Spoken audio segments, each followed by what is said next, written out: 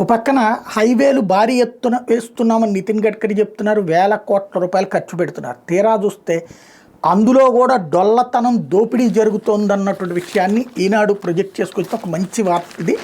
హైవేకి జరుగుతున్నటువంటి అతిపెద్ద తేడా, చెన్నై కోల్కతా జాతీయ రహదారిలో చినవటపల్లి నుంచి గుండుగోళం వరకు వెహికల్స్ నడిపేటప్పుడు ఎంత అప్రమత్తంగా ఉన్న వాహనాలు కుదుపులు తప్పడం లేదు. విజయవాడ నగర శివారులోని గన్నవరం దాటాక చెనౌటుపల్లి కలపర్రు గుండుగోళ్ల మధ్య 55 కిలోమీటర్ల హైవేని 6 వరుసలుగా విస్తరించారు.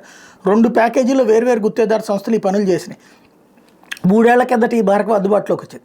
గతంలో ఉన్న 4 వరుసల స్థానే 6 వరుసలుగా మారడం, అనేక చోట్ల బైపాసులు నిర్మించడంతో మంచి మార్గం అందుబాటులోకి వచ్చిందని వాహనదారులు భావించారు. కానీ కొంతకాలానికే ఇందులో లోపాలు ఆందోళన కలిగిస్తున్నాయి.